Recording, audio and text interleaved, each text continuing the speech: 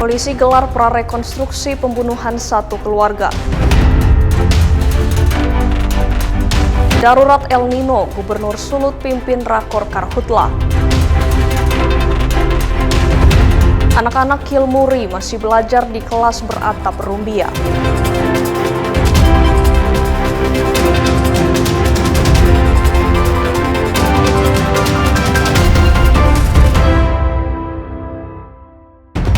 Selamat pagi saudara, kita jumpa kembali dalam program Kompas Sepekan. Selain 3 sorotan tadi, Anda juga bisa menikmati rangkuman sejumlah informasi menarik dalam sepekan yang dihimpun tim redaksi Kompas TV. Bersama saya Megumi Sumah, inilah Kompas Sepekan selengkapnya.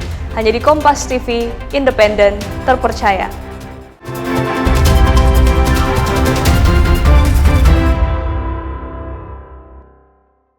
Kita awali informasi yang pertama, saudara, seorang nelayan berusia 62 tahun yang bernama Laparinta dilaporkan hilang saat melaut di perairan Kabupaten Bombana, Sulawesi Tenggara. Setelah dilakukan pencarian oleh tim SAR, akhirnya ditemukan dalam kondisi meninggal dunia. Nelayan yang hilang di perairan Kabupaten Bombana, Sulawesi Tenggara diketahui bernama Laparinta, berusia 62 tahun. Tim SAR pun dikerahkan untuk lakukan pencarian. Nelayan tersebut dilaporkan hilang di sekitar perairan antara Kecamatan Talaga Raya dan Kecamatan Kabayena Timur. Longboat yang digunakannya ditemukan tanpa awak pada 22 Agustus 2026. Nelayan tersebut akhirnya ditemukan sehari setelahnya dalam kondisi meninggal dunia. Usai dievakuasi, jenazah Laparinta kemudian diserahkan kepada pihak keluarga. Kami bersama tim SAR gabungan berhasil menemukan korban dalam keadaan meninggal dunia. Setelah itu kami evakuasi korban ke atas rif dan membawa korban ke darat. Selanjutnya korban kami serah terima ke pihak keluarga. Saudara, tim SAR gabungan akhirnya menemukan jasad Kensi Lengkong, remaja 17 tahun yang terseret arus di Pantai Tuturuga, Kabupaten Minahasa. Korban warga Tomohon itu ditemukan dalam kondisi meninggal dunia Minggu pagi. Jasad korban ditemukan tim SAR gabungan Minggu pagi sekitar pukul 7.30 WITA, tepat di sekitar lokasi kejadian pertama. Setelah dievakuasi, jenazah Kensi langsung dibawa ke rumah sakit di Tomohon untuk penanganan awal. Dari rumah sakit, jasad korban kemudian diserahkan kepada keluarga untuk disemayamkan di rumah duka. Dengan ditemukannya korban Kensi, operasi SAR resmi ditutup pada pukul 9.30 WITA. Untuk pencarian 4 orang yang hanyut, 3 diantaranya sudah ditemukan dan pada hari ini, hari Minggu 23 Agustus, kami melakukan pencarian atas nama Kensi Lengkong, warga Tomohon. Pada pukul 6.30 kami tim SAR gabungan terdiri dari Pemda Minahasa, BPBD Minahasa, dari Kodim Minahasa, dari Polsek Kombi dan Koda Aeral, TNI AL di pos melakukan pencarian. Tim dibagi menjadi 2 tim di permukaan air dan di bawah air, ditambah dengan pemantauan melalui drone. Peristiwa di Pantai Tuturuga ini menelan 3 korban meninggal dunia. 1 korban lainnya dilaporkan selamat. Total ada 4 orang remaja asal kota Tomohon yang awalnya dilaporkan terseret arus. Tim Liputan Kompas TV Minahasa, Sulawesi Utara. Saudara, 1 anggota Polsek Ilu atas nama Bribda John Galuh Situmorang terluka dalam kontak tembak dengan kelompok kriminal bersenjata di Tolikara, Papua Pegunungan. Pelaku penembakan terhadap personil Polsek Ilu diduga dilakukan oleh kelompok kriminal bersenjata pimpinan Ternus Enumbi. 1 anggota Polsek Ilu, Polres Puncak Jaya, Bribda John Galuh Situmorang terluka usai terlibat kontak dengan kelompok kriminal bersenjata di Kampung Umage, Distrik Umage, Kabupaten Tolikara pada Kamis siang. Kasatgas Humas Operasi Damai Kartens Kombes Pol Yusuf Sutejo menjelaskan, kontak tembak terjadi saat personel Polsek Ilu sedang melakukan observasi dan diserang KKB dari ketinggian. Merespon tembakan itu, personil Polsek Ilu melakukan tembakan balasan dan terlibat kontak tembak. Dalam kontak tembak itu, 1 personil atas nama Bribda John Galuh Situmorang terluka pada pangkal paha kiri akibat tembakan. Korban kemudian dievakuasi menuju RSUD Karubaga untuk mendapatkan penanganan medis. Namun karena fasilitas yang terbatas, maka korban dievakuasi ke RSUD Wamena. Meski sudah mendapatkan penanganan medis di RSUD Wamena, namun kondisi korban terus menurun sehingga dievakuasi ke RS Bayangkara Polda Papua. Kombes Yusuf Sutejo menyebut pelaku penembakan terhadap personel Polsek Ilu diduga dilakukan oleh kelompok kriminal bersenjata pimpinan Ternus Enumbi. Pada saat anggota Polsek Ilu sedang melakukan observasi nih, itu tiba-tiba diserang dengan kontak tembak dari ketinggian, ya, mengenai atap daripada kendaraan dinas. Di antaranya itu lampu rotator yang pecah, dan salah satu proyektil peluru itu mengenai anggota kita atas nama Bribda John Galuh Situmorang, mengenai pangkal paha kiri, ya, pangkal paha kiri. Dan pada saat itu langsung kita utamakan dulu penyelamatan korban, jangan sampai akhirnya meninggal dunia karena proyektil masih di dalam, belum dikeluarkan. Pasca kontak tembak, aparat gabungan diturunkan ke lokasi untuk melakukan penyisiran dan penegakan hukum terhadap pelaku. Vindi Rakmeni, Kompas TV Jayapura, Papua. Saudara, aparat gabungan Kodim 1409 dan Polsek Bonto Maranu, Kabupaten Goa, Sulawesi Selatan membongkar lokasi judi sabung ayam. Nilai taruhan judi sabung ayam ini diduga mencapai ratusan miliar rupiah. Petugas gabungan TNI Polri membongkar lokasi judi sabung ayam di kantor Bonto Maranu, Kabupaten Goa, Sulawesi Selatan. Petugas membongkar dan meratakan tenda yang digunakan sebagai arena judi sabung ayam. Langkah petugas ini dilakukan agar aktivitas perjudian tidak terulang. Aksi perjudian di lokasi ini diduga sudah berlangsung 1 bulan. Nilai taruhan perjudian ini diduga mencapai ratusan miliar rupiah.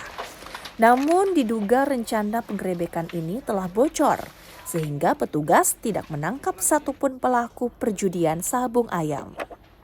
Tidak setuju dengan kegiatan seperti ini, karena apalagi ini di lokasi di tengah perumahan. Makanya malam ini saya lakukan tindakan untuk menertibkan. Memang setelah saya sampai di sini, para pelaku sudah tidak ada, tapi untuk lokasi ada. Dan kami sekarang sudah kami robohkan, sehingga tidak ada nanti perkataan bahwa nanti ada pembiaran atau cuma hanya datang menertibkan tapi dibiarkan. Nah, ini lokasi kami sudah bersihkan semua. Sebelumnya, video perjudian di lokasi ini viral. Aktivitas perjudian bahkan dekat dengan permukiman warga di Desa Sokolia. Aziz Amin, Kompas TV Goa, Sulawesi Selatan. Saudara, dalam pengungkapan kasus kematian anak difabel, sebanyak 16 saksi dan 4 orang ahli telah diperiksa polisi. Selain keterangan saksi dan ahli, polisi juga mengamankan 26 barang bukti dari hasil penyelidikan. Polisi baru saja merilis kasus kekerasan terhadap anak hingga menyebabkan kematian yang terjadi pada 27 Oktober 2025 lalu. Korban yang merupakan seorang perempuan berinisial JRR alias Kiki ditemukan meninggal dunia dengan sejumlah luka pada tubuhnya. Dalam kasus ini, polisi menetapkan pria berinisial MRP yang merupakan ayah kandung korban sebagai tersangka. AKBP Leonardo Yoga, Kapolres Merauke mengatakan dalam proses pengungkapan kasus, penyidik tidak hanya mengandalkan informasi awal yang berkembang, tetapi melakukan pemeriksaan sejumlah pihak yang berkaitan dengan peristiwa tersebut. Sebanyak 16 orang saksi dan 4 orang ahli diperiksa untuk membantu mengungkap rangkaian kejadian serta memastikan fakta-fakta yang ditemukan di lapangan. Selain keterangan para saksi dan ahli, penyidik juga melakukan pemeriksaan TKP serta sejumlah barang bukti yang ditemukan dan diamankan. Dari total 26 barang bukti tersebut, diantaranya terdapat alat tajam, kasur busa, telepon genggam, serta sejumlah pakaian yang memiliki bercak darah. Adapun saksi-saksi yang telah kita periksa, yakni sebanyak 16 orang saksi, serta 4 orang ahli. Untuk barang bukti yang kami amankan sebanyak 26 item sejauh ini. Kami bekerja secara objektif. Kita uji segala narasi, kemudian fakta-fakta yang kami dapat di TKP, kemudian keterangan-keterangan saksi, termasuk menyesuaikan dengan keterangan ahli. Jadi 2 alat bukti permulaan yang cukup kita gunakan keterangan ahli dan keterangan saksi. Dan itu adalah minimal sesuai dengan Kitab Undang-Undang Hukum Acara Pidana yang berlaku di negara kita. Kapolres juga menambahkan pengungkapan perkara dilakukan berdasarkan fakta-fakta yang diperoleh para penyidik di TKP, keterangan saksi, keterangan ahli, serta hasil pemeriksaan terhadap barang bukti. Pihak kepolisian masih terus melakukan pendalaman terhadap kasus ini guna mengungkap secara utuh fakta serta rangkaian peristiwa yang menyebabkan korban meninggal dunia. Kathleen Romera, Kompas TV Merauke, Papua Selatan. Saudara 2 kali beraksi, kotak amal masjid di Kendari dicuri. Informasinya akan kami hadirkan sesaat lagi. Tetaplah bersama kami di Kompas Sepekan.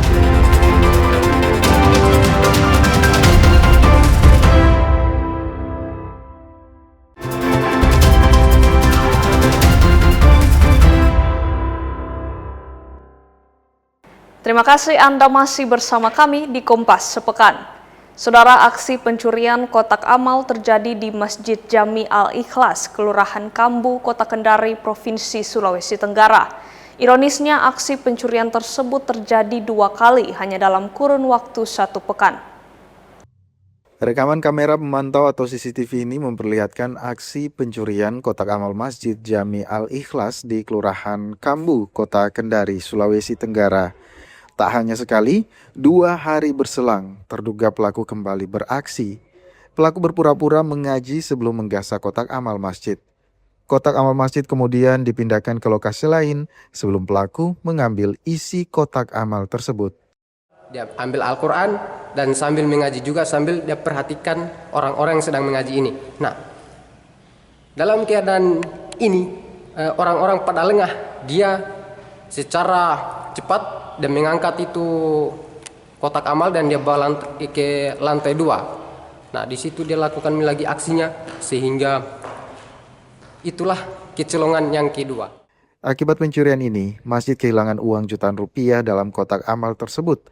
Kasus ini telah dilaporkan pada pihak kepolisian setempat. Silvian Sakia, Kompas TV, Kendari, Sulawesi Tenggara. Kita ke Mamuju, Sulawesi Barat. Saudara, polisi berhasil menangkap 3 pengedar narkotika. Ketiganya merupakan residivis kasus yang sama. 3 pengedar narkoba jenis sabu yang ditangkap ini masing-masing SK, DMR, dan DM. Ketiga pelaku ditangkap di 2 lokasi berbeda. SK ditangkap saat mengedarkan sabu di Kelurahan Mamuju, sementara DMR dan DM ditangkap di Kelurahan Simboro, Kabupaten Mamuju. Ketiga pelaku merupakan residivis kasus yang sama. Polisi menyita sabu seberat 50 gram serta uang hasil transaksi narkoba 5,5 juta rupiah sebagai barang bukti. Dari 2 TKP ini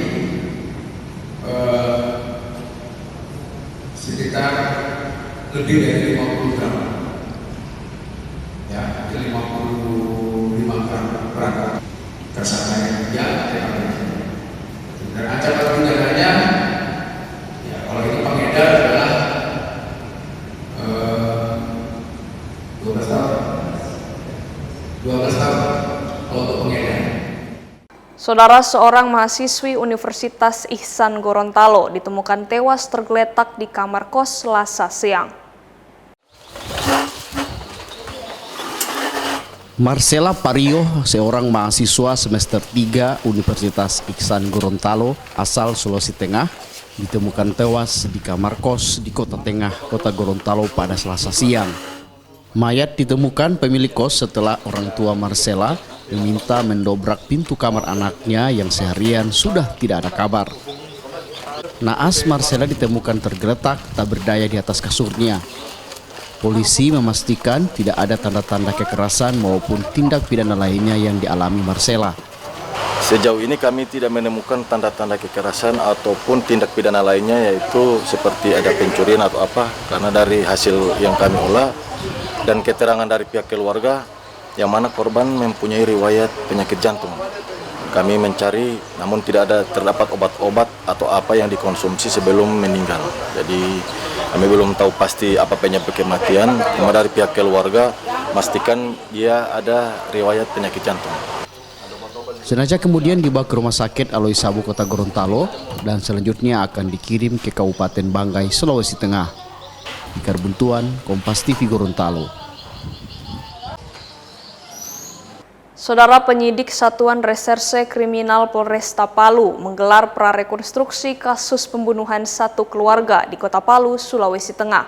Prarekonstruksi dikawal ketat petugas kepolisian. Dalam prarekonstruksi ini, tersangka AK memperagakan sejumlah adegan sebelum membunuh satu keluarga di Jalan PDAM, Kota Kendari pada 26 Juli 2026. Dalam prarekonstruksi terlihat pelaku sempat terlibat cekcok dengan Jamil dan istrinya sebelum pelaku menghabisi nyawa mereka beserta anaknya yang masih berusia 2 tahun. Prarekonstruksi dilakukan untuk memastikan tahapan tindakan yang dilakukan tersangka saat lakukan pembunuhan. Rekonstruksi utama akan digelar setelah penyidik berkoordinasi dengan pihak kejaksaan untuk menentukan waktu pelaksanaannya. Untuk kegiatan prarekonstruksi ini agar kita mengetahui tahapan-tahapan yang dilakukan oleh tersangka pada saat melakukan tindak pidana. Prarekonstruksi ini dikawal ketat petugas kepolisian, apalagi banyak warga sekitar yang memadati sekitar lokasi. Sebelumnya, AK, pelaku pembunuhan satu keluarga ini menyerahkan diri kepada polisi pada Rabu 26 Agustus 2026 setelah hampir 1 bulan menjadi buronan dan bersembunyi di kawasan hutan bekas likuifaksi Balaroa, Kota Palu. Rolis Muhlis, Kompas TV Palu, Sulawesi Tengah.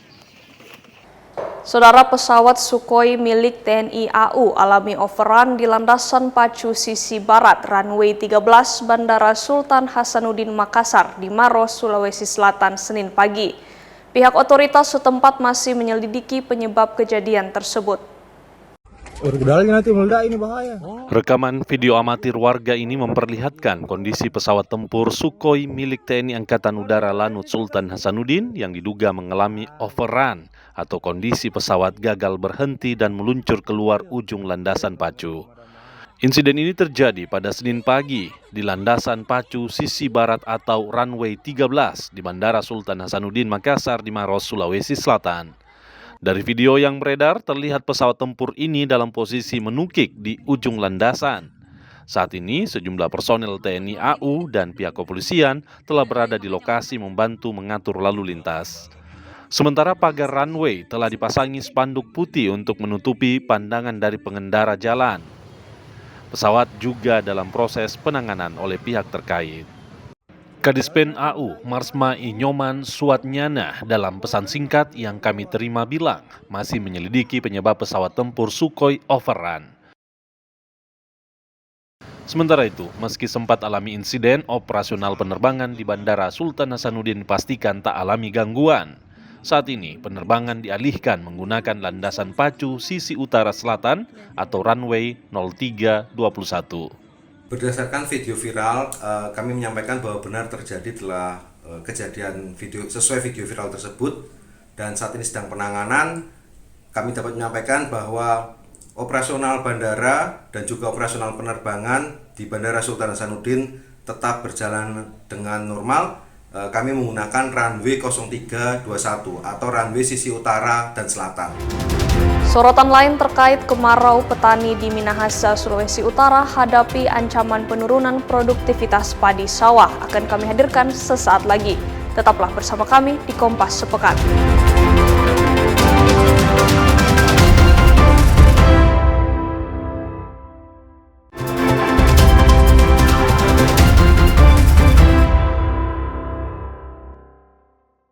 Saya Megumi Suma dan Anda masih bersama kami di Kompas Sepekan. Saudara, dampak kekeringan di Makassar, Sulawesi Selatan terus dirasakan warga. Sebagian wilayah mulai alami krisis air bersih. Pemkot Makassar pun mulai menyalurkan air bersih pada warga terdampak. Dengan menggunakan mobil pemadam kebakaran, Pemkot Makassar menyalurkan bantuan air bersih pada warga di Jalan Indah 7, Kelurahan Kaluku Bodoa, Kecamatan Tallo. Air bersih ditempatkan di sebuah toren agar memudahkan warga untuk mengambil. Bantuan disalurkan lantaran di daerah ini warga mulai kesulitan mendapatkan air bersih dari PDAM. Sementara air tanah tak bisa digunakan karena rasanya yang asin. Itu Pak, susah sekali air di sini karena di sini bekas empang. Jadi kalau orang gali sumur asing airnya. Kalau di akhir Agustus, gali sumur asing nggak? Berarti tidak terpakai Pak? Tidak Pak. Jadi warga di sini pakai apa? Beli. Oh, beli air? Iya, 5.000 per gerobak. Iya, kalau ini kan ada bantuan dari pemerintah, itu bagaimana dia sistemnya? Iya, alhamdulillah. Kalau sudah ada bantuan dari pemerintah buat masyarakat yang sangat butuh air bersih ya. Tidak mengalir Pak. Banyak rata-rata di sini ya 70% ada PDAM, tapi begitulah kayak jalan 1 hari, 1 minggu tidak. Berdasarkan asesmen BPBD Makassar, terdapat 6 kecamatan di Kota Makassar terdampak kekeringan, yakni Kecamatan Biringkanaya, Tamalandrea, Manggala, Panakukang, Ujung Tanah, dan Tallo. Penyalurannya sesuai dengan permintaan dari masyarakat yang masuk ke konter, sehingga kami memberikan surat ke PDAM untuk memberikan air, seperti itu ya. Itu setiap hari atau seperti apa Pak? Setiap hari kita akan lakukan penyaluran sesuai dengan titik distribusi yang akan kita berikan kepada masyarakat. Biasanya berapa res Pak itu? Setiap hari minimal 2 res, maksimal 3 res per harinya. Tanggap darurat bencana kekeringan di Makassar ditetapkan sejak 7 Agustus lalu dan telah diperpanjang pada 21 Agustus hingga 3 September 2026 mendatang. Arif Tirtana, Kompas TV Makassar. Saudara, dampak kekeringan panjang warga di Kelurahan Mapanget Barat, Kota Manado alami krisis air bersih. BPBD Kota Manado bersama Balai Penataan Bangunan Prasarana Kawasan Sulut menyalurkan sebanyak 4.000 liter air bersih. BPBD Kota Manado bersama Balai Penataan Bangunan Prasarana Kawasan Sulut menyalurkan bantuan air bersih bagi warga terdampak kekeringan di Kelurahan Mapanget Barat, lingkungan 7, Kota Manado. Warga mengeluh sebulan terakhir sumur-sumur mereka mengering dan mengakibatkan kelangkaan air bersih. Kekeringan yang terjadi selama lebih dari 1 bulan terakhir membuat warga mengaku kesulitan untuk melakukan aktivitas harian, seperti memasak, mandi, dan mencuci pakaian. Ya, selama ini belum turun hujan pasti akan kurang minta bantuan dengan sangat supaya ini warga yang masih boleh terbantu dengan. Ini sudah ke berapa kali datang bantuan Pak? Orang yang ada di sini ini sudah bakal dari BPBD semua. Iya, dari BPBD. Ada harapan kah supaya ada jadwal Pak supaya? Iya, kita juga minta tadi malam kita minta ke lurah boleh berkoordinasikan karena memang bukan cuma di lingkungan 7 saja yang memang butuh air, karena di Kelurahan Mapanget Barat dari 8 lingkungan ada 7 lingkungan yang memang butuh bantuan air bersih. Terus sekarang bagaimana kondisi? Ya pergi, ya tahu seberapa bulan begini guys yang orang di sini kan ada yang pergi 1 minggu juga panas so kering. Jadi ini so kering so boleh berapa lama? Kalau kita hanya timba air, coba beli di muka sekitaran hampir 2 bulan ini. Kepala BPBD Kota Manado, Donald Sambuaga, saat dikonfirmasi menyebut penyaluran air bersih difokuskan ke titik-titik terdampak kekeringan sesuai dengan laporan yang diterima. Ia memastikan pelayanan air bersih bagi warga terdampak kekeringan akan terus dilakukan selama masih ada laporan dari warga. Swingli Manderes, Kompas TV Manado, Sulawesi Utara. Saudara, musim kemarau masih terus berlanjut. Sejumlah petani di Kabupaten Minahasa, Sulawesi Utara pun mulai merasakan dampak kemarau yang berkepanjangan lantaran debit air yang terus menurun. Sejumlah petani padi sawah di Kabupaten Minahasa, Sulawesi Utara mulai merasakan dampak musim kemarau berkepanjangan. Debit air yang biasanya cukup untuk memenuhi petak-petak sawah petani di sekitar Kelurahan Kiniar dan Tolowur, Tondano kini mulai menyusut. Bahkan beberapa saluran irigasi tampak kering dan keretakan sejumlah petak sawah terlihat jelas. Alhasil penurunan produktivitas padi sawah pun menjadi ancaman nyata bagi para petani. Bahkan dikhawatirkan jika kemarau masih terus berlanjut, petani tak punya pilihan lain selain menunda waktu tanam sampai musim penghujan kembali tiba. Ya, kalau macam torang di lokasi sini masih ada dia punya air. Markal di lokasi lain soalnya enggak ada ini. Jadi torang masih boleh mau panen loh. Kalau sama ada yang di sebelah sana lokasi lain soalnya mau panen torang. Produktivitasnya akan bagaimana Pak? Berkurang ya, hasilnya? Menurun kan. Berapa persen? Ya kalau itu ya kalau macam ini kita padi ini ya banyak lah. Ya bisa menurun 30%. 30%. Tapi kalau lain-lain memang soalnya enggak ada sama sekali, enggak mau ambil kan. Sementara itu dikonfirmasi terpisah, Wakil Bupati Minahasa Vanda Sarundayang bilang berdasarkan prediksi BMKG, musim kemarau dan ancaman kekeringan diprediksi masih berlanjut sebagai dampak dari El Nino. Di tengah kondisi ini, pemerintah meminta petani untuk menunda waktu tanam demi menghindari potensi kerugian atau ancaman gagal panen. Jadi kemarin memang dari BMKG Provinsi sudah mendatangi kami, datang langsung ke Dinas Pertanian dan himbauan dari BMKG supaya menunda para petani-petani kita menunda untuk menanam, ya kecuali pertanian lahan pertanian tak ada hujan. Nah, tetapi sekali lagi sudah ada himbauan supaya kan air nggak ada, ya di mana-mana kita ada kekeringan, sumur kering, bahkan di Danau Tondano laporan kepada kami hampir setiap hari menyusut 2 cm. Diketahui musim kemarau sudah terjadi sejak 3 bulan terakhir di wilayah Kabupaten Minahasa, Sulawesi Utara. Kondisi ini memaksa sejumlah petani sawah untuk beralih mencari pekerjaan lain agar masih bisa mendapatkan penghasilan demi memenuhi kebutuhan sehari-hari. Yanemi Kesingal, Kompas TV Minahasa, Sulawesi Utara. Saudara, melalui program Manunggal Air, 2 dusun terpencil di Kabupaten Parigi Motong kini memiliki sumur bor. Bantuan ini menjadi oase di tengah ancaman krisis air bersih ketika musim hujan dan banjir tiba. Melalui program nasional TNI Angkatan Darat bertajuk Manunggal Air, masyarakat di desa terpencil ini akhirnya bisa menikmati akses air bersih yang layak.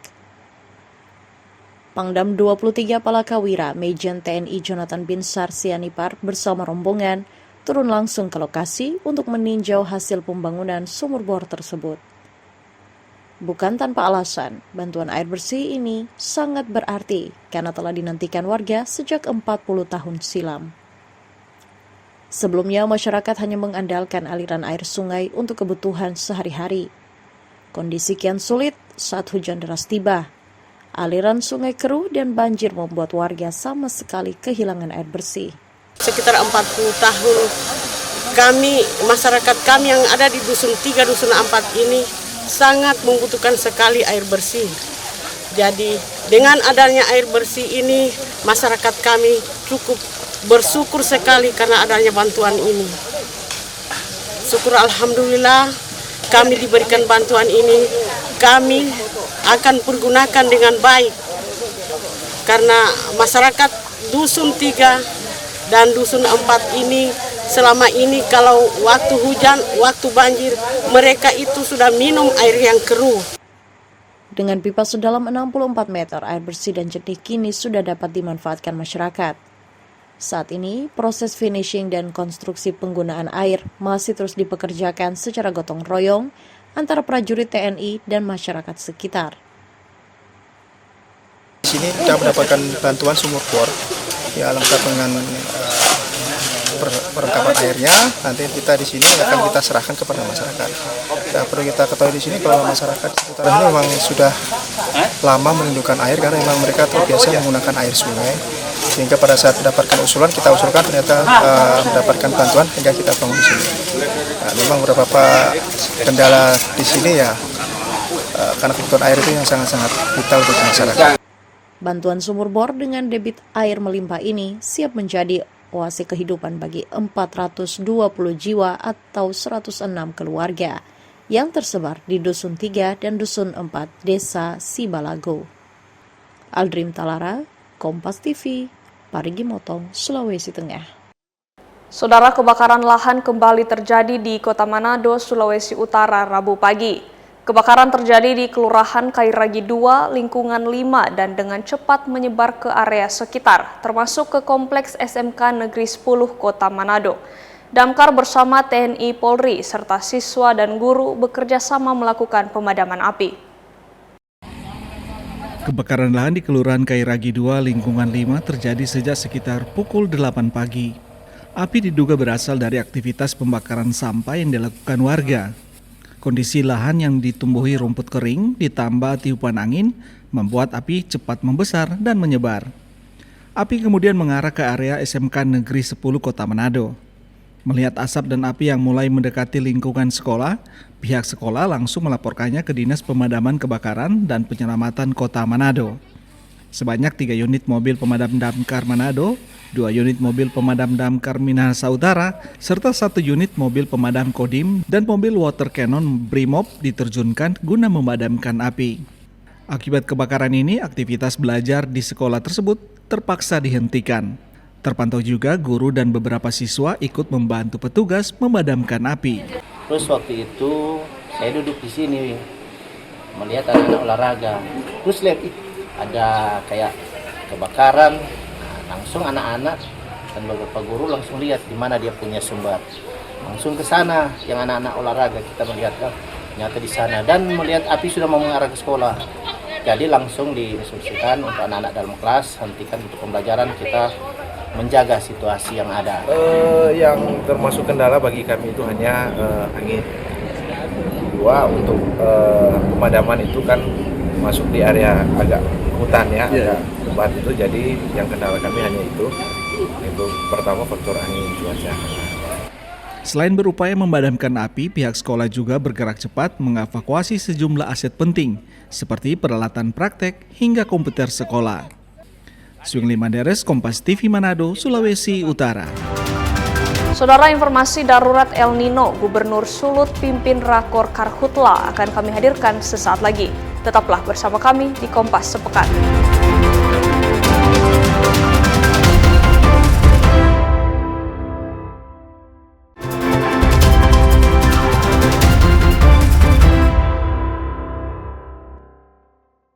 Terima kasih Anda masih bersama kami di Kompas Sepekan.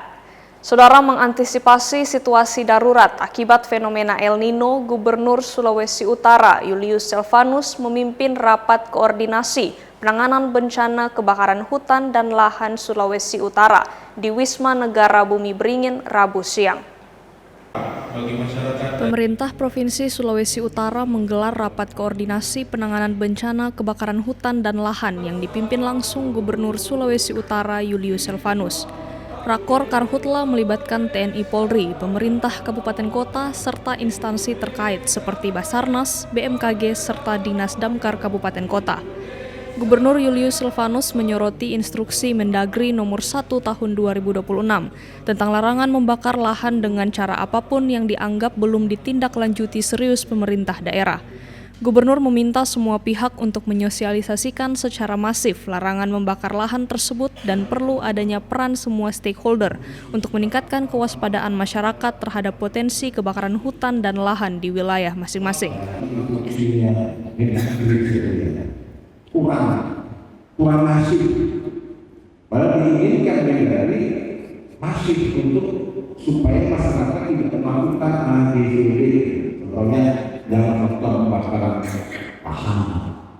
Ya, itu sampai dengan kondisi mana ada sebuah daerah yang peraturan daerahnya boleh membakar lahan, ya, dengan batasan dengan aturan. Ada daerah tertentu, ya, ada kabupaten provinsi tertentu yang ada aturannya seperti itu.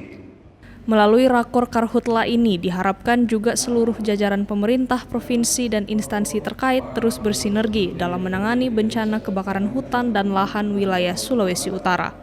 Edward Siwi, Kompas TV Manado, Sulawesi Utara. Sementara di Nabire, saudara, kebakaran hutan dan lahan terjadi di sejumlah titik di Kabupaten Nabire, Papua Tengah, Jumat sore pekan lalu. Api sempat mendekati pemukiman warga dan kawasan Bandara Nabire. Puluhan personel TNI, Damkar, dan BPBD dikerahkan untuk melakukan pemadaman. Kepulan asap akibat kebakaran hutan dan lahan menyelimuti sebagian wilayah kota Nabire, Papua Tengah Jumat sore lalu. Kebakaran dilaporkan terjadi di sejumlah titik dan berpotensi meluas ke kawasan pemukiman warga.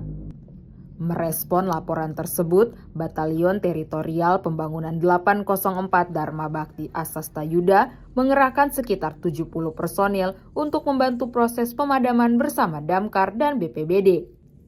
Personil TNI dan instansi terkait bergerak menuju titik kebakaran terbesar di kawasan Jalan Poros, Kampung Waroki, Distrik Nabire Barat. 2 unit truk personil dan 2 unit truk tangki air dikerahkan untuk memadamkan api. Selain itu, kebakaran lahan juga terjadi di kawasan SP2. Kobaran api mendekati bangunan sekolah. Penanganan kebakaran berlangsung sejak sore hingga malam hari melalui operasi terpadu lintas instansi. Hari ini kita dari BPBD Damkar Provinsi Papua Tengah melaksanakan pemadaman di lokasi Jalan Baru Waroki Atas menuju SP. Di sinilah tempat yang terjadi pusat kebakaran di sini. Apinya banyak menuju ke kota. Di sepanjang kanan kiri jalan kita bisa saksikan kurang lebih sekitar 1 kilo kejadian kebakaran, termasuk di Waroki Jalan Bawah. Setelah memastikan sejumlah titik api berhasil dipadamkan dan kondisi di lapangan terkendali, personil kembali ke satuan masing-masing. Tim Liputan Kompas TV Nabire, Papua Tengah. Saudara, BMKG Stasiun Meteorologi Samratulangi Manado meminta warga Sulawesi Utara mewaspadai potensi kebakaran lahan. Hal ini merujuk dari Fire Weather Index di hampir seluruh wilayah Sulawesi Utara berada pada kategori tinggi bahkan sangat tinggi dalam 7 hari ke depan. BMKG Stasiun Meteorologi Samratulangi Manado menjelaskan Fire Weather Index di hampir seluruh wilayah Sulawesi Utara berada pada kategori tinggi. Kondisi ini perlu diwaspadai karena jika terjadi kebakaran, api dapat dengan cepat membakar lahan dan menyebar ke area lain. Berdasarkan pantauan BMKG, kondisi Fire Weather Index kategori tinggi ini diperkirakan berlangsung hingga 7 hari ke depan. Berdasarkan indeks Fire Weather Index, yaitu tingkat intensitas api jika terjadi kebakaran hutan atau lahan. Dan di hari ini, pada tanggal 26 Agustus 2026, yaitu di sebagian besar wilayah Sulawesi Utara itu intensitasnya tinggi hingga sangat tinggi. Jadi jika terjadi kebakaran hutan, tingkat intensitas apinya itu tinggi hingga sangat tinggi. Pokoknya terbakar dulu, baru terdapat intensitasnya itu. Seperti itu. Kecuali untuk wilayah Golmong Selatan, yaitu di situ ada warnanya moderate, sedang atau biru rendah. Seperti itu. Dinas Pemadam Kebakaran dan Penyelamatan Kota Manado mencatat hingga 24 Agustus telah terjadi lebih dari 130 kebakaran lahan di Kota Manado. Adalah kebakaran alang-alang atau lahan di musim El Nino ini. Karena di bulan Juni kita kebakaran alang-alang baru 3 kejadian, dan di bulan Juli ada 61 kejadian alang-alang, dan di bulan Agustus ini adalah 134 kejadian kebakaran alang-alang sampai. Menyikapi kondisi ini, masyarakat diminta untuk tetap waspada. Warga juga diimbau tidak membakar sampah sembarangan, serta tidak membuka lahan dengan cara membakar. Swingli Manderes, Kompas TV Manado, Sulawesi Utara. Saudara, TNI Angkatan Darat baru saja merampungkan pengerjaan sumur bor di Sekolah Dasar Semangga II Merauke. Meski dibangun di halaman sekolah, penerima manfaat tak hanya guru dan siswa saja, melainkan dapat digunakan bagi warga, utamanya saat kemarau saat ini. Keceriaan murid sekolah dasar tampak saat Panglima Koda Mandala Trikora, Maijen TNI Fritz Willem Rizard Pelamonia, hadir ke Sekolah Dasar Inpres Semangga III pada Rabu pagi. Kehadiran Pangdam Mandala Trikora ini untuk melihat pekerjaan sumur bor air bersih yang dibangun oleh personil TNI Angkatan Darat lewat program Karya Bakti TNI. Kepala Sekolah Inpres Semangga III mengatakan dukungan ini menyediakan fasilitas air bersih dirasakan sangat membantu kebutuhan air sekolah, utamanya saat musim kemarau panjang saat ini. Meski berada di lingkungan sekolah, air dari sumur bor juga dapat digunakan warga untuk memenuhi kebutuhan air bersih warga. SD Inpres Semangga III mendapatkan bantuan 1 sumur bor ini sangatlah bermanfaat bagi siswa-siswi kami karena memang kami di wilayah Semangga untuk sumber air bersih memang susah. Dengan bantuan ini sangat bermanfaat bagi kami. Bahkan ada beberapa masyarakat yang bertanya, Pak, suatu saat kami bisa gunakan air ini. Selagi masih bisa, kenapa tidak bisa? Dan Syarif Jimar, Kompas TV Merauke, Papua Selatan. Saudara, usai jeda kami segera kembali dengan informasi Merdeka 81 tahun. Anak-anak Kilmuri di Serang bagian timur Maluku masih belajar di kelas beratap rumbia. Tetaplah bersama kami di Kompas Sepekan.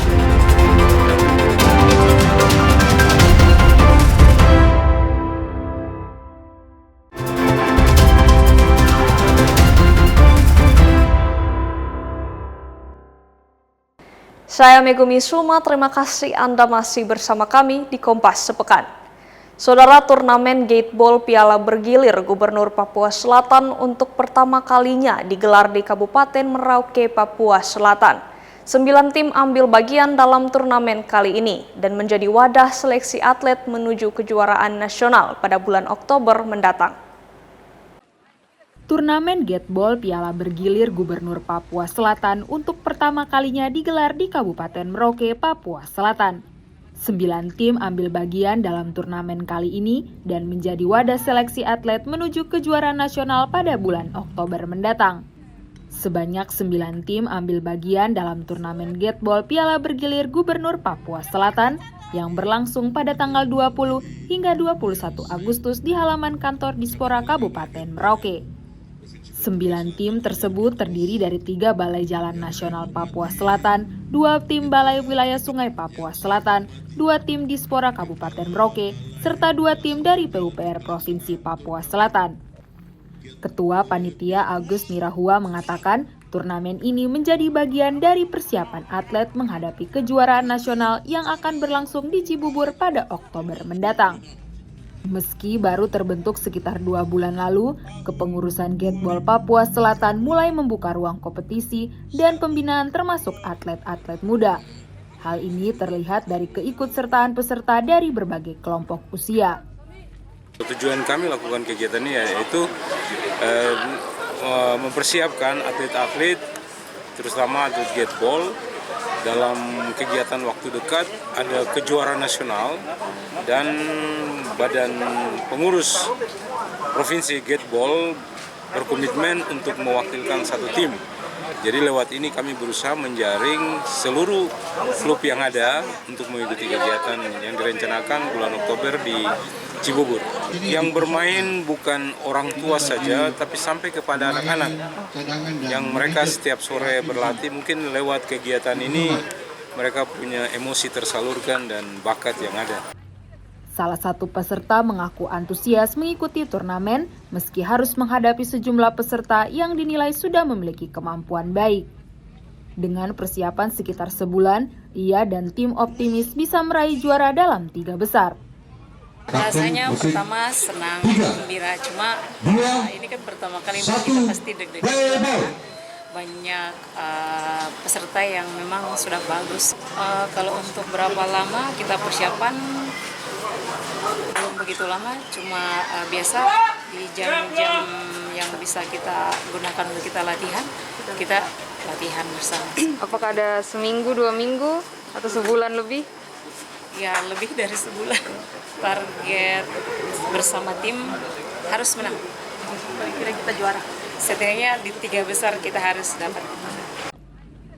Dengan pembinaan dan kompetisi yang lebih rutin, olahraga Gateball diharapkan semakin berkembang di Papua Selatan dan mampu melahirkan atlet baru yang dapat bersaing serta mewakili daerah di kejuaraan nasional. Kathleen Romera, Kompas TV Merauke, Papua Selatan. Saudara, turnamen sepak bola Piala Suratin Zona Sulawesi Utara resmi dimulai. Gelaran untuk seleksi talenta usia dini atlet sepak bola di daerah ini dibuka Ketua PSSI Sulut Arya Sinulinga dan dihadiri Gubernur Sulut Julius Selvanus. Turnamen sepak bola Piala Suratin Zona Sulawesi Utara untuk kategori U13, U15, dan U17 resmi dimulai, yang dipusatkan di lapangan Pomdam 13 Merdeka Teling Sabtu sore 22 Agustus 2026. Pertandingan pembuka kategori U15 mempertemukan PS Bank Sulut melawan PS Masufa yang mempertontonkan laga menarik dan berakhir dengan skor 4-1 untuk kemenangan PS Bank Sulut. Turnamen yang dibuka dengan tendangan pertama dari PLT Ketua PSSI Sulut Arya Sinulinga dan PLT Sekretaris PSSI Sulut Fighter Aprilian ini akan dilaksanakan di 3 venue, yaitu di Lapangan Pomdam 13 Teling, Lapangan Kodairal Kairagi, dan Lapangan Rindam 13 Merdeka Tomohon. Puluhan sekolah sepak bola atau SSB yang mengikuti turnamen ini akan bertanding untuk memperebutkan trofi Gubernur Sulawesi Utara, di mana pada kategori U17 sejumlah pemain akan diseleksi untuk mengikuti prapon mewakili Provinsi Sulawesi Utara. Kita lakukan seleksi di provinsi, kita berharap kita akan mendapatkan pemain-pemain yang bagus, kita akan kirim ke tingkat nasional. Dari pantauan Pak Gubernur, apakah ada potensi-potensi yang terlihat bisa di Sulawesi Utara, Pak? Ini yang awal hari ini kita melihat ada pemain perorangannya sudah lumayan bagus, ya, teamworknya juga kelihatan bagus, termasuk fisiknya juga sudah terlihat ya. Kita berharap dengan permulaan ini bagian dari penyemangat tim yang lain. Kalau prapon itu nanti yang 17. Besok itu saya sih berharap itu kita nanti selama kompetisi pelatih kita dari sini PSSI Sulut bisa mulai mencari bibit-bibit untuk calon pemain kita di PON depan. Sebenarnya kelihatan tadi ya, kalau klub yang dia kelihatan loh, banyak pertanding, banyak latihan, dia pasti tekniknya bagus. Kategori U17 di turnamen ini menjadi perhatian khusus karena seleksi pemain di usia tersebut diproyeksikan untuk memperkuat Sulawesi Utara pada ajang PON mendatang. Edward Siwi, Kompas TV Manado, Sulawesi Utara. Saudara, 81 tahun Indonesia merdeka, namun ketimpangan pendidikan masih menjadi rapor merah di wilayah timur Indonesia. Di Kabupaten Serang bagian timur Maluku, sejumlah anak pedalaman terpaksa belajar di kelas darurat, berdinding gaba-gaba dan berlantai tanah akibat akses menuju sekolah induk yang jauh. 1, 2, 3. Inilah potret sekolah filial atau kelas jauh di Dusun Wolok, Desa Udur, Kecamatan Kilmuri. Sekolah ini sengaja didirikan warga secara swadaya demi memangkas jarak tempuh siswa menuju sekolah induk SD Negeri 8 Kilmuri. Keterbatasan infrastruktur dan ancaman cuaca ekstrim membuat orang tua khawatir jika anak-anak mereka harus menyeberangi sungai dan jalanan yang belum tersedia jembatan. Sudah lebih dari 1 tahun, proses belajar mengajar berlangsung di bangunan yang sangat sederhana ini. Terdapat 3 ruang di sini. 1 kelas digunakan secara rutin untuk siswa kelas 1, sementara 2 ruang lainnya menjadi kelas gabungan. Kelas darurat ini menjadi penyelamat saat hujan atau banjir datang, sehingga anak-anak tidak perlu mempertaruhkan keselamatan ke sekolah induk. Warga mengaku sudah berulang kali menyuarakan jeritan ini kepada pemerintah daerah, bahkan lewat forum resmi seperti Musrembang. Namun hingga kini aspirasi mereka hanya menjadi angin lalu tanpa solusi. Kami masyarakat Dusun Wolok memohon kepada pemerintah pusat dalam hal ini Bapak Presiden untuk memberikan bantuan kepada kami agar sekolah SD tetap dibangun di Dusun Wolok. Masyarakat Dusun Wolok kini hanya bisa berharap adanya kepedulian nyata dari pemerintah daerah maupun pusat agar generasi penerus bangsa di Seram bagian timur ini layak mendapatkan hak pendidikan mereka. Yahya Lating, Kompas TV, Seram Timur, Maluku. Saudara, berada di kawasan pegunungan, masyarakat Kecamatan Lindu memiliki tradisi unik mengolah biji tumbuhan liar menjadi aksesori bernilai seni tinggi. Biji jali atau yang warga lokal sebut kalide disulap menjadi beragam perhiasan etnik yang syarat nilai budaya. Di balik keindahan alam Kecamatan Lindu, tersimpan kekayaan karya tangan masyarakat lokal yang terus bertahan melintasi zaman.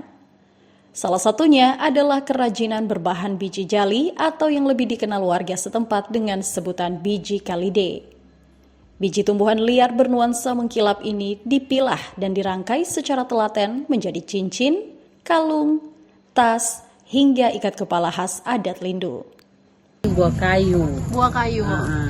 Cuma kita promosikan, siapa tahu ada yang, cuma banyak juga masyarakat yang dari luar itu bilang ini bahan dari apa ini? Kita bilang bahan ini yang hidup-hidup di jalan itu. Jadi kita produksi, ada yang jadi tas, ada yang jadi tanaman liar itu. Bisa jadi apa semua ini Bu? Kalide ini jadi tas, jadi apa? Jadi tas, jadi kalung, jadi cincin.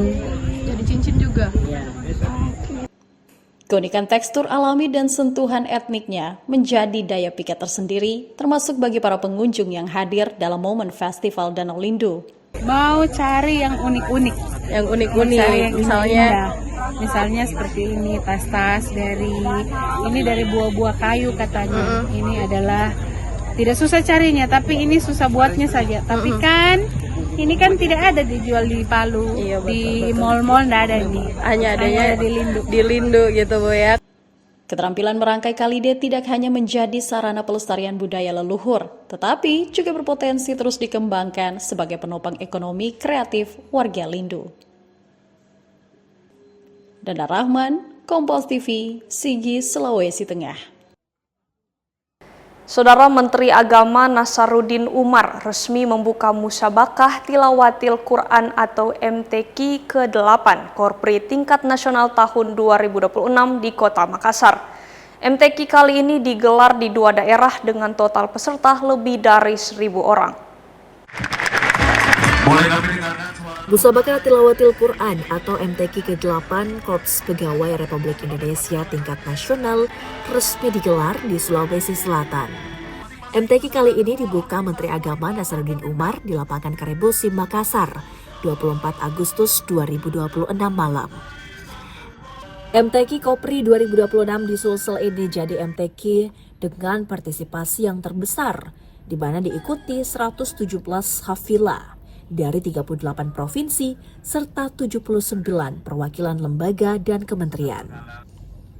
JAK di hotel total mencapai lebih dari 1.100 orang dan 468 official. Korpri itu perlu juga disentuh dengan kekuatan-kekuatan batin spiritual. Terbukti bahwa kecerdasan spiritual itu mampu memberikan motivasi yang luar biasa, tapi juga sekaligus mampu memberikan keluhuran berpikir tidak macam-macam. Dan dengan demikian MTQ ini pasti sangat manfaat untuk pembinaan karir para anggota Korpri. MTQ Kopri akan dilaksanakan pada 24 Agustus hingga 30 Agustus mendatang. Pelaksanaan kegiatan dan perlombaan digelar di Kota Makassar dan Kabupaten Pangkep. Arif Tirtada, Kompas TV, Makassar. Informasi tadi menutup perjumpaan kita dalam program Kompas Sepekan. Tetap ikuti Kompas Sepekan setiap hari Sabtu. Saya Megumi Sumah pamit undur diri. Saksikan rangkaian program berita di Kompas TV, independen, terpercaya.